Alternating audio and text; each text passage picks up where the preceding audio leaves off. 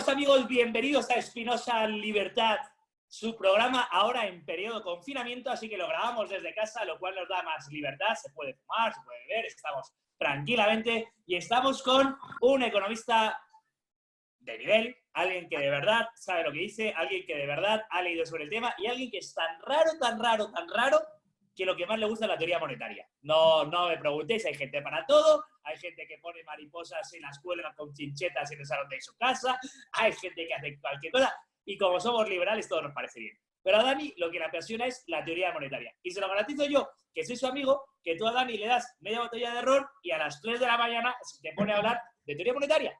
Cada loco con su tema. Y le queremos como es. Dani, ¿por qué te apasiona la teoría monetaria? Bueno, gracias, Luis. Pues no lo sé. Creo que a veces es como un reto. Me parece una de las áreas, como son más complicadas de la economía, a veces simplemente me pareció, y creo que en su momento así me pareció, un reto intentar aprender ciclos económicos que están relacionados con la teoría monetaria, y cuando llegas a los ciclos económicos muy rápido llegas a teoría del capital y llegas muy rápido también a bancos, y cuando llegas a bancos llegas a moneda. Entonces, creo que mi entrada por la teoría monetaria fue sobre todo por ahí. No tanto por intentar entender cómo funciona el dinero, sino por intentar entender por qué hay ciclos económicos y cómo funcionan los ciclos económicos.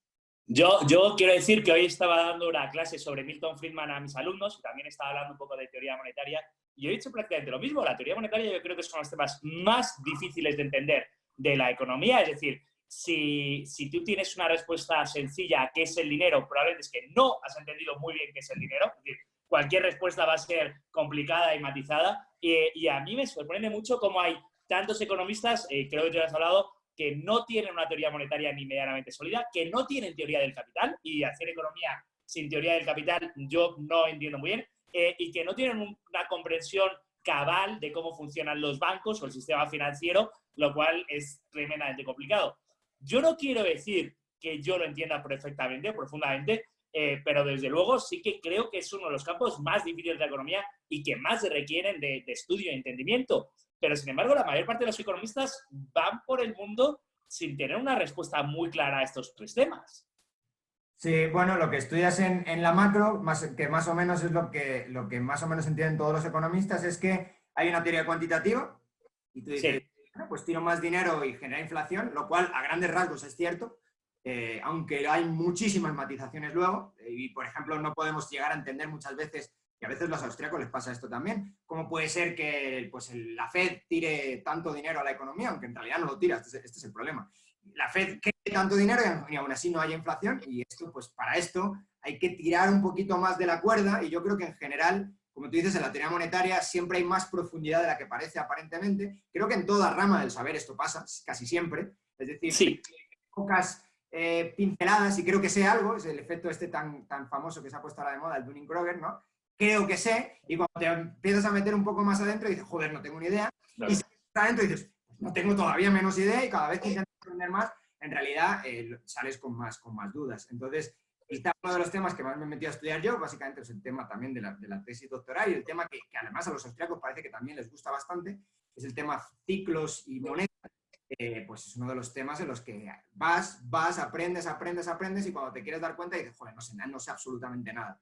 O sea, a mí con la esa sensación de nunca sé lo suficiente.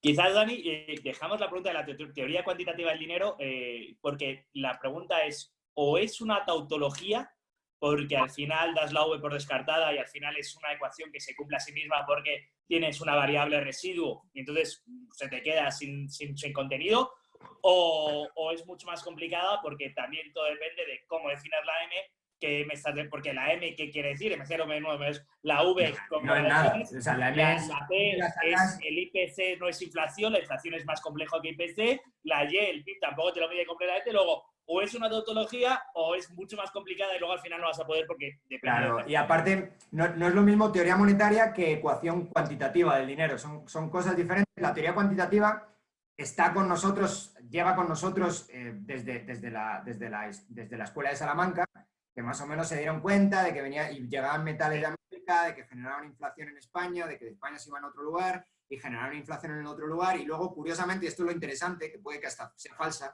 que todos los metales que llegaron a Europa entraron por España, llegaron al resto de Europa y después del resto de Europa acabaron todos en Asia, casi todos por la ruta de la seda y la ruta ¿cómo se llama? De las especias. Las especias. Pues sabes que esos metales no se quedaron en Europa, lo sabes, y sin embargo hubo una revolución de precios. Esto también es muy interesante.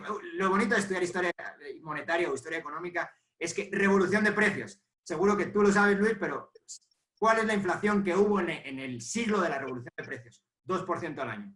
El objetivo de los bancos centrales que se portan bien, porque el objetivo del Banco Central de Guatemala, por ejemplo, es 4% al año. Y llamamos revolución de precios al siglo de... O sea, de las narices, esto que estamos viendo no es una revolución, ya es para Entonces tenemos teoría cuantitativa del dinero, que es muy antigua, y ecuación cuantitativa del dinero, que es esa famosa, que probablemente la conoce prácticamente todo el mundo que le ha interesado esto, que es M, que es la masa monetaria, por V, que es la velocidad de circulación del dinero, es igual a P, que son el nivel de precios, que es lo que tú estás midiendo, y precios por fuera, por Q, que son las transacciones que hay, que se supone que son pues, la cantidad de riqueza que genera una economía.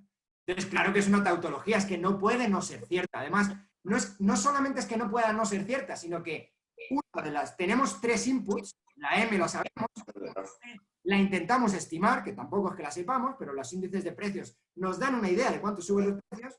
Tenemos el Q, que es la generación de actividad económica, tenemos alguna estimación, que tú sabes de eso bastante también, del PIB, y tenemos una V, y la V no se calcula.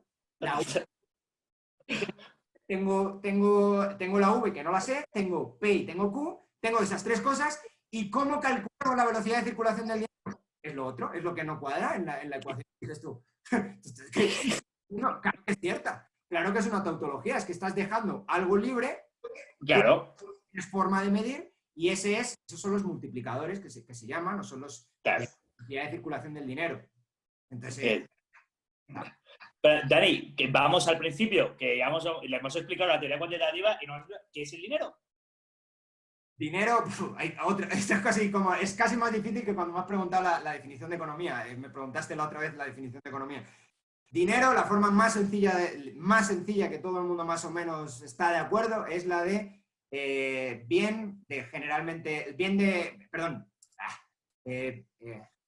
ay Dios. ¿De qué? Liberador de deudas, es decir. Oh, liberador de deudas, no, esa es la más avanzada. Medio de cambio generalmente aceptado. Madre mía, al final se te olvidan las cosas más sencillas. Medio de cambio generalmente aceptado. Esta definición tiene problemas, porque, por ejemplo, ignora que hay muchas funciones monetarias que se desdoblan, que pueden hacer varios bienes pueden hacer funciones monetarias. Por ejemplo, sabemos que el oro ha sido durante muchísimo tiempo, en patrones oro, incluso antes, unidad de cuenta. ¿Qué significa que sea unidad de cuenta? Pues lo que significa es que la gente contaba en oro, cuánto oro hay ahí, cuántas onzas o cuánto lo que sea. Y luego sabes que conforme se ha ido desarrollando el dinero, muchas veces no intercambiaban directamente el oro, sino que lo que intercambiaban eran unos billetitos que eran un certificado de oro, una promesa a entregar oro, bueno, ahí ya es donde entra toda la riqueza de los detalles. De qué dinero, de qué deja de ser dinero. Entonces, puedes estar intercambiando una cosa y que tú consideres que el dinero sea otra. Por ejemplo, la mayor parte de intercambios que hacemos en cualquier economía relativamente moderna, hoy en día la mayor parte de intercambios se hacen con depósitos y se hacen con cheques o tarjetas de crédito que al final es un cheque, o tarjeta de crédito que al final es un cheque. Es una forma de cheque, es una forma muy curiosa de cheque, pero es una forma de cheque. El cheque no es dinero como tal, el cheque es un banco de entregar dinero. Pero y que está entregando es un depósito, ni siquiera es un dinero, ni siquiera es el dinero final. Pero me puedes, una definición que yo he aprendido de ti es que creo que viene de Bondone sobre todo, es distinguir moneda de dinero. Claro, sí. Moneda, lo que Bondone dice, que a mí me encanta la taxonomía que él tiene, es que hay dinero moneda y dinero, dinero moneda y dinero crédito, si no estoy mal, si recuerdo bien. Pero básicamente lo que él dice es que hay formas de intercambiar que conllevan bienes presentes. Un bien presente es un bien que ya existe, un bien producido. Sí. No tiene por qué ser necesariamente tangible, porque el Bitcoin sería un bien presente que no es tangible, pero un bien que ya está. Mientras que la forma dinero-crédito es moneda-crédito. Moneda-crédito es un bien que todavía no existe, es una forma de generar hoy. Sabemos que los bienes que no existen pueden tener valor hoy. Por ejemplo, yo puedo endeudarme, yo tengo un goodwill, yo tengo, diría, un patrimonio. Yo puedo endeudar mi generación de renta futura. Como puedo endeudar mi generación de renta futura, puedo utilizar mi deuda como si fuera hoy moneda. Eso es lo que llamas la ley de Say intertemporal. Es decir, la ley de Say quiere decir que mercancías pagan mercancías, pero a veces pagamos mercancías con mercancías futuras. Eso es lo que cuando te compras una casa, estás pagando con tus mercancías futuras. La ley de Say, la ley de Say, que es otra tautología, otro absurdo, como lo intenta Keynes, o que tiene mucha profundidad si entiendes que hay un intercambio intertemporal, que en ese sentido es claro, toda la ley de Say, cuando te das cuenta de cómo funciona y que es importantísima para el crédito y para analizar el crédito, es la ley de Say, es decir, ¿qué es la ley de Say? Que esto es también interesante, hay mucha confusión de qué simplemente es la ley de Say. La ley de Say lo que dice es que toda oferta es una demanda. No es eso de que la oferta genera demanda, no es verdad. Todo es una demanda. Por definición es una demanda, porque estamos en un sistema en el que somos productores especializados y consumidores generalistas. Nosotros consumimos de todo y producimos unas pequeñísimas cosas en un proceso productivo que conlleva a miles de personas.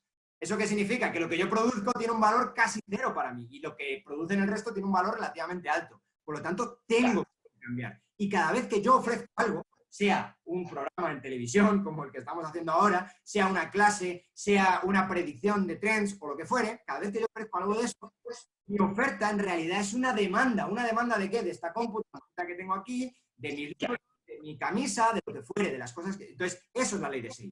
La ley de Say intertemporal lo que significa es que, sabiendo que puedo generar en el futuro bienes, voy a intercambiar ya esos bienes, me los puedo traer a hoy. Esa mía, si es creíble de que voy a entregar esos bienes, esa vale hoy vale dinero. Lo interesante en teoría monetaria es que hemos aprendido a utilizar estas promesas como si fueran dinero. Nos intercambiamos sobre todo estas promesas. Promesas, y ahí en las promesas vienen dos conceptos. El dinero no está ahí. Sí está, en realidad lo que están son las promesas. Por eso es tan importante. La confianza y el tipo de interés. ¿Qué, perdón? Por eso es tan importante la confianza y el tipo de interés. Por esos dos principios son importantísimos. Lo estoy trayendo el presentador. Qué tan confiable es que yo vaya a cumplir la promesa y a qué tipo de descuento. Pero yo ya os había prometido que Dani Fernández le apasiona la teoría monetaria. Le hemos hecho una pregunta y ya se nos ha lanzado. Y todavía solo llevamos la primera parte de Espinosa Libertad. En la segunda parte vamos a entrar más a hablar de sus maestros, de la teoría que cree, de qué piensa él del Bitcoin, que seguro que os va a interesar mucho. Gracias y gracias, Dani. Gracias. Queridos amigos, bienvenidos de nuevo a Espinosa Libertad con un crack de la economía y de la política monetaria que le apasiona. Ya sabes que cada cual es cada cual y hay que respetarle. Dani Fernández, que nos está hablando. Dani, quiero hablar de alguien a quien creo que los dos tenemos en mucha estima. Fue tu director de tesis. Yo creo que es el economista más brillante de nuestra generación, Juan Ramón Rayo, que te dirigió la tesis y del que creo que de teoría monetaria se ha aprendido mucho. Primero, ¿qué opinión crees que en el futuro quedará Rayo en la historia de la teoría monetaria? Y en segundo lugar, ¿en qué puedes discrepar con él? Teniendo en cuenta, o sea, reconociendo la gran deuda que es el grueso, pero siempre es más interesante el matiz de la discrepancia. Sí, claro. Efectivamente, fue mi director de tesis y no solo eso, sino también, rápidamente, desde que fue la primera vez mi profesor, dije, tipo es un genio, hay que pegarse a él. Sí. Y claramente su teoría monetaria, yo tenía una teoría monetaria cuantitativa, es decir, sabía algo de dinero y pensé que sabía, hasta que llegó a él a demostrarme que no tenía ni idea de dinero, entonces dije, bueno, no, dame lecturas. Luego, ¿qué lugar va a ocupar en la historia? Bueno, pues a ver si escribe sus libros de teoría monetaria, porque escribe un montón de libros, escribe un montón de cosas, pero teoría monetaria creo que es una de esas cosas otra vez donde quiere hacerlo tan bien probablemente y va tanto al detalle que termina pues colapsando y no escribe nada de eso. De hecho, vamos a decir algo que yo no sé si le va a gustar a Rayo que digamos, pero su historia de las doctrinas monetarias, que se puede encontrar si se rastrea en Google, que todavía no está publicada como libro, yo creo que es su obra más potente y más brillante. Increíble, ese libro es increíble. O sea, esa colección que tiene de artículos en su blog, que si sacas todo y los imprimes son como 250 páginas o algo así, o sea, que si hace un libro es buenísima. Claro que sí, lo que hace es la está sé que la está revisando constantemente y está cambiando cosas. Pero yo creo que es su libro más brillante. O sea, teniendo en cuenta que tiene libros increíblemente buenos, yo creo que ese Es buenísimo, es una delicia, efectivamente. ese yo creo que va a ser su gran contribución. Eso espero. Bueno, por ir a donde yo sé que te gusta, que es la salsa, que es donde disfruto, pues, quizá, bueno, a veces a uno le cuesta, ¿no?, discrepar con un maestro, pero quizás sobre todo más sería, es algo más práctico puramente que teórico, que es en esta crisis. Yo estaba anticipando más o menos desde hace un año que venía una crisis. Y yo ya estaba diciendo que hay un montón de indicadores, curiosamente son indicadores que él mismo me ha enseñado, como la curva de rendimientos invertida, como indicadores como algún otro indicador de estrés financiero, como puede ser T-spread, aunque ese no venía tan arriba, tipos de interés durante más de una década 0%, Espera, número de empresas zombie. explica que es una empresa zombie, que yo creo que es un indicador que cuando tú me lo explicaste yo me quedo como, wow, este dato hay que tenerlo en cuenta, y la mayor parte de la gente no habla de eso. Sí, esto de las empresas zombie, los que lo calculan, y recomiendo leer los papers, en general recomiendo leer los papers del BIS, del Banco of International Settlements, pero sí. Y ojo, aquí estamos dos economistas austriacos hablando de que la Asociación de Bancos Centrales publica cosas muy interesantes. Otra cosa que creeríamos que deberían desaparecer, pero oye, los papers son súper interesantes. Yo, hablando de dolarización, los datos sobre cuál es la moneda más utilizada, cuántos intercambios hay, son súper interesantes. Tienen buenos datos, tienen buenísimos economistas, son gente preocupada, por ejemplo, con el tema de liquidez, que es algo que el resto del mundo ni sabe que existe, y son gente muy preocupada de descalces de plazos. Curiosamente es algo muy, no sé si todos los austriacos hablan de esto, pero una parte sustancial de austriacos hablan de descalces de plazos. La primera vez que yo conocí a Rayo fue dando una conferencia que todavía no era conocida, éramos muy poquitos, de descalce de plazos. Explica qué es el descalce de plazo y explica qué son las empresas zombies en medio minuto cada uno. Vale, voy. Vale, entonces, empresas zombies, ¿qué son? Son empresas, qué bonitos son los nombres, a veces los economistas son más creativos de lo que parece.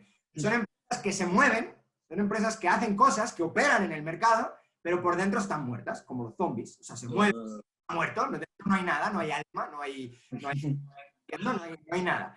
¿Por qué llaman a las empresas zombies de esta manera? Porque son empresas que están tan agobiadas por sus deudas que todo su beneficio o todo su beneficio operativo de las operaciones de la empresa se va a pagar el interés. No pueden amortizar deuda, no pueden amortizar ni un centavo de deuda, solamente pueden amortizar el interés, y cualquier subida, por pequeña que sea, del tipo de interés, las mata. Estas empresas, el BIS estima que están entre el 12-13% de todas las empresas de Estados Unidos. Y esto estaban al 0% en el año 90. O 1, 0,5%. Años y años y años de tipo de interés cero han dicho, financiación gratis o casi gratis. Pues me voy a financiar, en vez de con equity, que es muy caro y es arriesgado, me voy a financiar más baratito, y además están dejando el 0%.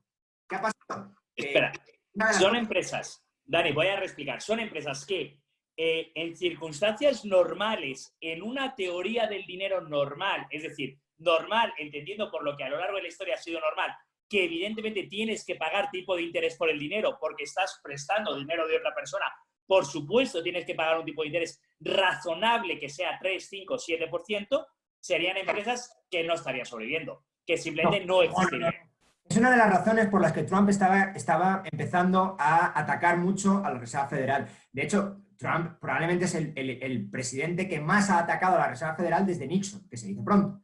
Nixon fue el que salió del patrón oro, ¿eh? O sea, no tienes que compararte que tiene bemoles. Bueno, Trump se estaba quejando de las subidas de tipo de interés porque estaba viendo que empezaban estas empresas a quebrar, y uno ya sabe también cómo funciona. Si entiendes algo más de economía, sabes cómo funcionan las finanzas, y las finanzas son un activo, un pasivo. Yo quiebro, le hago un agujero, no puedo pagar a los tipos que me han financiado, le hago un agujero en el balance al tipo que me ha financiado, el tipo que me ha financiado quiebra, le hace un agujero en el balance a otro, y así funciona. Ese es el mecanismo financiero de expansión de crisis. Entonces, como esto sabes que te va a ocurrir en algún momento, Trump estaba diciendo, no suban los tipos de interés, no suban los tipos de interés, no suban los tipos de interés, y la Fed decía, a mí me da igual, subo los tipos de interés, subo los tipos de interés, subo los tipos de interés. Llegó un momento que la Fed, y esto es muy curioso, mucho antes del coronavirus se asustó, y la Fed, con el el desempleo por debajo del 4% empezó a bajar, y la inflación controladísima empezó a bajar tipos. Solamente 4 veces en la historia ha hecho esto la Fed. Las 4 veces acabó en crisis económica. Entonces, estas son las razones por las que yo decía, oye, que viene una crisis económica. Curiosamente, aquí es donde, quizás no es un tema más profundamente teórico, en lo que no coincido con Rayo, pero es un tema puramente de lectura de mercado. Yo creía que venía una crisis. Otra vez, yo he sido siempre, yo estaba diciendo siempre, viene crisis, lo que no tengo es ni idea de cuándo. Yo solo sé que está aumentando muchísimo la probabilidad de crisis. Cuidado. Aquí en Guatemala muchos empresarios muchas veces los avisé y les dije en más de una ocasión, prepárense que vienen las vacas flacas. Bien, seguro, sin ninguna duda. Pero nunca se lo creyeron. Dani, creo que vamos a tener que terminar aquí sin apenas haber explicado ni qué es el dinero. O sea, hemos dado una definición un poco consabida.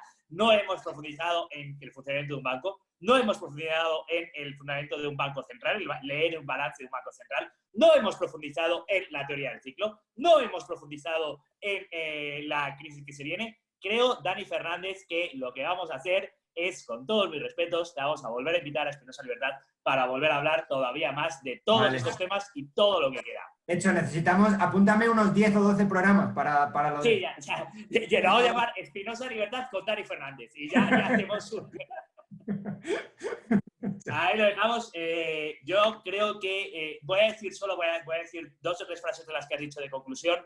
Voy a decir que si crees que sabes de teoría monetaria, es probable que probablemente no sepas de teoría monetaria, y es muy importante, si quieres entender el mundo en el que vivas, entender el dinero, que es eso que está omnipresente y es parte de nuestras relaciones.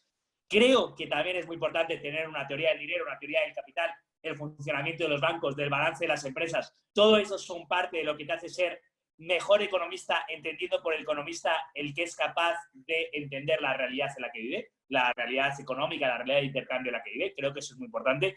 Y creo que Market Trends, que es el trabajo de Dani Fernández, por desgracia no podemos estar en sus clases de teoría monetaria en la Universidad Francisco Marroquín, pero Market Trends, que es donde está haciendo advertencias, es agudo, brillante y siempre muy interesante. Es decir, creo que si queréis tener una idea del mundo, leer los Market Trends o las previsiones de Market Trends son muy profundas y muy interesantes. Y muchas veces está centrado en Guatemala. De todos modos, mutandis mutandis, desde luego para prácticamente toda América Latina, lo que se dice de Guatemala puede despertar alarmas o puede llamar la atención para muchos otros países. Muchas gracias, Dani. Queda todavía nuestra sección favorita, en la que vamos a leer nuestro poema de siempre. Vale. Queridos amigos, en su sección favorita de Espinosa Libertad vamos a leer un poema, como solemos hacer, y teniendo en cuenta que la patria de la adopción, la patria del amor, la patria del trabajo, la patria que eligió, la patria de la migración, la patria que la acogió a nuestro querido amigo Dani Fernández es Guatemala, vamos a leer un poema del gran poeta guatemalteco Miguel Ángel Asturias, literato, cuyo libro